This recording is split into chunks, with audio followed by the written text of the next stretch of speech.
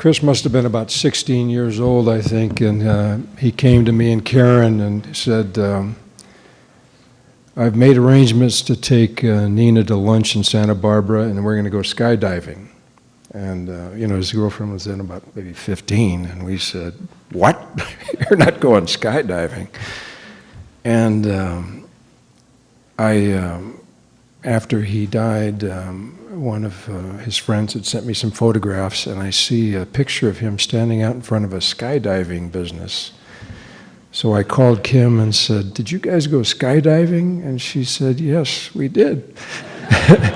And I said, well, he never told us. And she said, in fact, there's a video of him going skydiving, and I have that now, and I've seen him going skydiving, and it was a real pleasure to see how much he enjoyed it, and we're glad that he did it. And I was just, when the gentleman who was here talking about bull riding, I was thinking it's a good thing he didn't hear about bull riding, because he'd be trying that. He was that kind of a kid. Some of you here may know us. Karen is a deputy district attorney, and I'm an attorney as well. And so Chris, in growing up, was used to arguing or presenting arguments to support whatever he wanted. So, frequently with us, he would. We've lived apart for most of the time that we raised Chris, but we get along quite well. And he learned over time that he would go to the most vulnerable parent on a particular issue, and he would try to convince that one, and then he would go to the other one and say, well, Mom's already agreed to this, and But we learned about that, and Karen would call me and say, he's on his way, and he talked me into doing this, but you shouldn't agree with him. So we kind of learned to handle that situation. Well, as you know, Chris was our only child, and he was shot and killed outside a delicatessen in Isla Vista, California on May 23rd. He was 20 years old. We loved him more than words can express. There's a video of Christopher taken in the moments before he died. It's a surveillance video from the deli, and it shows Chris holding the door open for other kids to enter the delicatessen ahead of him. That's the way we raised him, and that's the way he was. He was kind, humble, funny, smart, and brave.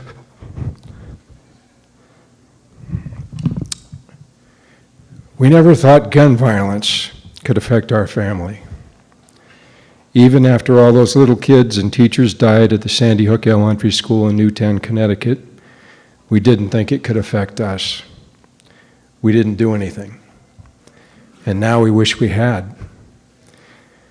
That's why I'm here today. I'm asking you now, and I'm asking all Americans to act now.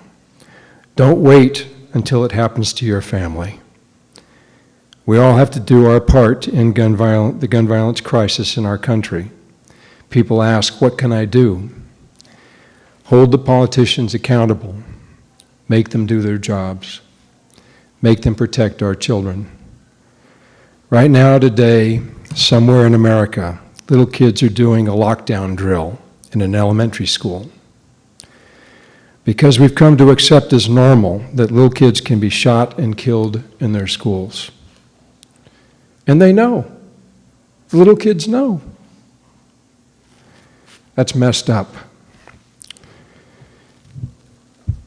Every day in America, 86 people are killed with guns. Why? Because the political leadership of our country has been craven and irresponsible. After all those little kids, after all those little 6- and 7-year-olds were shot and killed at Sandy Hook, Congress did nothing. The Sandy Hook parents went to Congress and asked them to do something. Congress did absolutely nothing. At the May 27th memorial service at UCSB, for Christopher and the other kids that died that day, I asked people to send postcards to their elected officials with the words, "Not one more." As of today, more than 2.4 million postcards have been sent.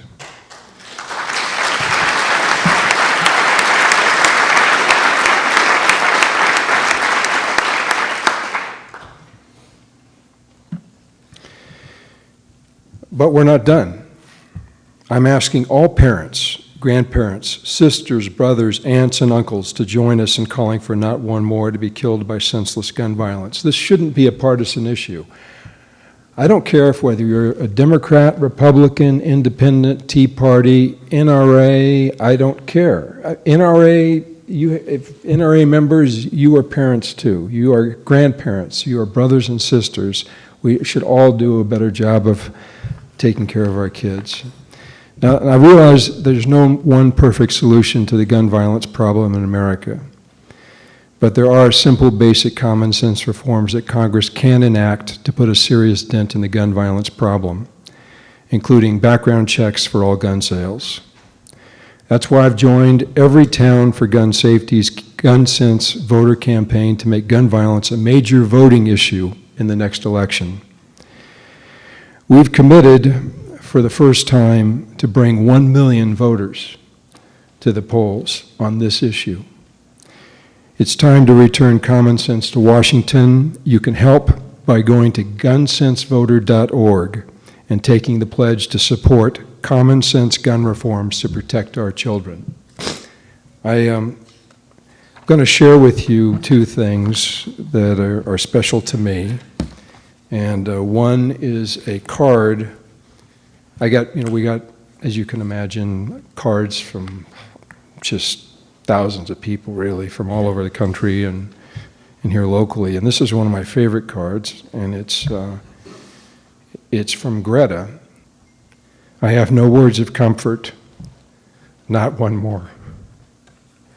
And not one more in bold and 3 exclamation points. And in closing, I just want to share with you something that my son wrote when he was 9. And he was in elementary school at Los Ranchos. They had to keep a moon journal, which meant that every night they had to go out and look at the moon. See someone shaking their heads, they know what a moon journal is. And December 1st, 2002, he was 9 years old at 7:37 p.m. He's looking at the moon and he writes this: "Beyond the moon and the stars is another land where people are, where no one grows old, and there's plenty of gold, and no one travels too far. Into and beyond the sky, you can fly very high. You can fly with your friends. Your fun never ends with the gleam of the sun in your eye." Thank you.